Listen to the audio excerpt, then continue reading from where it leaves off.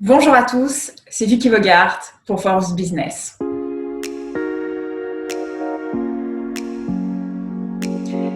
C'est la quatrième entreprise la plus utile selon les Français, une vraie success story. Le Bon Coin, c'est 28 millions d'annonces en ligne, 28 millions de visiteurs uniques par mois. Alors comment le groupe fait-il face à la crise? Quelle est sa stratégie?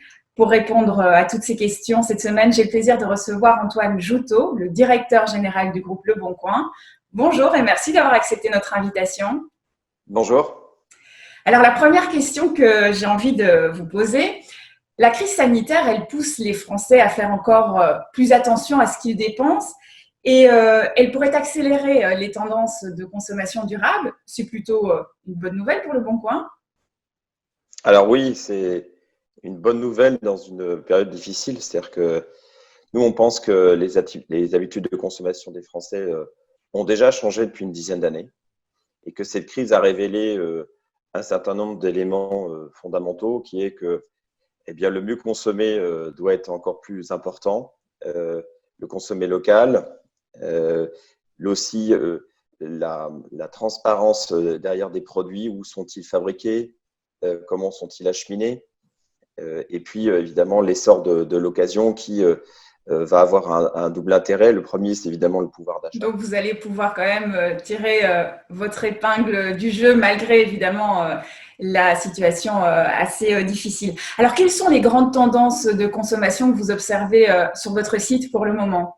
Puis là, à la reprise, on est un peu plus dans le retour, entre guillemets, à la normale, c'est-à-dire que on est un peu plus dans un redémarrage de consommation classique, c'est-à-dire redémarrage de la mode, de l'équipement de la maison, parce que évidemment pendant 2 mois aussi, on s'est aperçu que les intérieurs vieillissaient ou que les objets devenaient obsolètes. Et puis ensuite, les projets immobiliers aussi sont en plein redémarrage parce que les cycles de vie sociaux continuent. C'est-à-dire qu'on arrive en mois de mai, mois de juin, il y a les déménagements classiques dans cette période. Voilà, donc on a tout petit peu plus dans un retour à la normale dans la période qu'on est en train de traverser. Mais, par exemple, on a des produits évidemment qui sont en train d'exploser, comme le vélo électrique, qui était certainement peut-être qui était déjà en croissance avant la crise. Mais alors là, on est en train de parler de croissance à 3 chiffres, parce que les Français, ils ont peur aussi un petit peu plus des transports et donc ils ont envie de se déplacer de manière plus écologique et aussi plus rapide, moins fatigante. Voilà. Et la fréquentation du site, elle a baissé ou au contraire, elle progresse? Alors, sur les 2 premières semaines, on a eu une baisse d'audience parce que les Français ont pensé à autre chose, évidemment, que d'acheter et de vendre sur Internet. Et puis, depuis début avril, par contre, on a eu un retour très fort. Et là, depuis une quinzaine de jours, on oscille entre 18 et 20 millions de personnes sur le site tous les jours. Donc, c'est des croissances très fortes par rapport à l'année dernière. On parle de 10 à 15% de croissance supplémentaire par rapport à l'année dernière. Le secteur de la publicité, il a été fortement touché. Est-ce que vos annonceurs ont réduit leur budget sur vos plateformes ou au contraire, est-ce qu'ils les ont fait progresser? Comme toutes les plateformes du marché, on a été impacté, et comme tous les médias, on a été impacté par la crise, où tous les annonceurs, d'ailleurs y compris Le Bon Coin, ont coupé leur budget marketing assez vite au moment du démarrage de la crise. Donc on a été impacté. On a été plutôt moins impacté parce que nous, on est un site de consommation, on est un site de destination.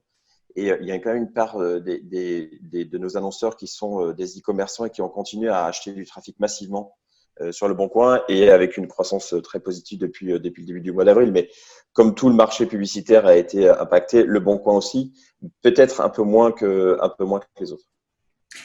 La crise, elle a mis un terme à certains de vos projets au Bon Coin. Non, aucun.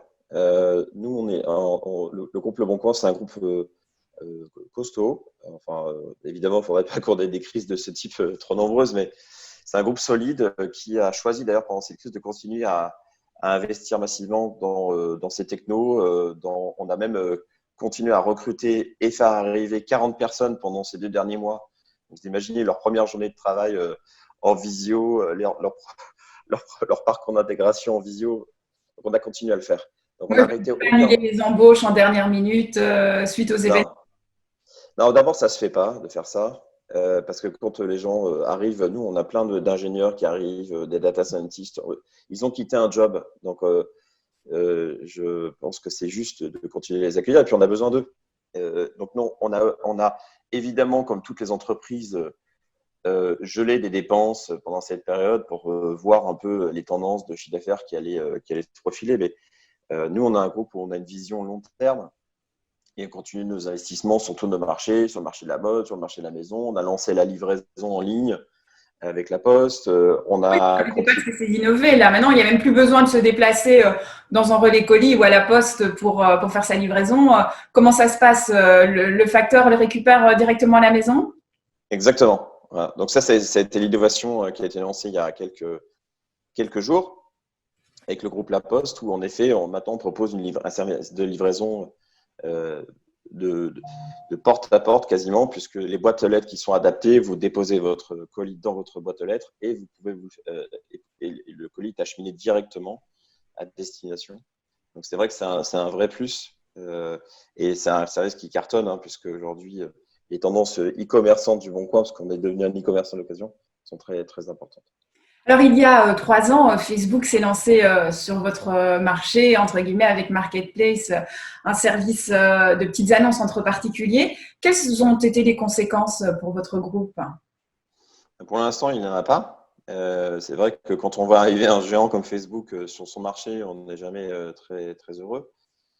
Mais pour le moment, ils ont l'air de faire grossir globalement le marché de l'occasion. C'est un marché qui est en très forte croissance. Nous, on pense que d'ici une dizaine d'années, le marché de l'occasion va dépasser le neuf et que la consommation d'occasion est devenue extrêmement normale pour tout le monde. Donc pour le moment, pas vraiment d'impact, mais évidemment, on surveille ça. Et puis je trouve que c'est un élément stimulant, même pour un leader comme Le Bon Coin, d'avoir un des GAFA qui vient se frotter à nous. Et donc ça nous oblige aussi à développer, innover. C'est ce qu'on vient de faire avec le paiement, c'est ce qu'on vient de faire avec la livraison. On est en train de lancer aussi pas mal de technos sur notre moteur de recherche. Voilà. Donc on est très actifs. Ça nous stimule. Pour terminer, quels sont vos projets à l'avenir et comment vous voyez Le Bon Coin d'ici 5 ans, par exemple? Ben, on fourmille de projets, évidemment. Nous, on s'intéresse à des nouveaux univers, comme par exemple la location de vacances, qui est un univers sur lequel, d'ailleurs, on va attendre les publications du gouvernement cette semaine pour préciser un peu les modalités de départ, nos modalités de départ à tous. Mais a priori, voilà. Donc, Boncoin est déjà un acteur solide sur ce marché, un acteur émergent. On vient de lancer la réservation en ligne. Voilà, donc on va venir secouer les entreprises américaines sur ce marché. Donc ça va être un des prochains projets. Et puis, on travaille toujours sur nos données. Et je pense qu'à la rentrée, on fera des annonces sur le sujet pour être capable de justement montrer un peu les tendances de consommation des Français. Voilà, mais je vous en dis pas plus, c'est un petit secret, ça fera l'occasion d'une autre discussion. Merci à vous, Antoine Joutot, d'avoir été notre invité. Merci. Et merci à vous tous de nous avoir suivis. Faites-nous part en commentaire de vos avis et des sujets qui vous intéressent. On en parlera lors des prochains épisodes. Likez, partagez, abonnez-vous pour ne rien rater de Force Business. À très bientôt.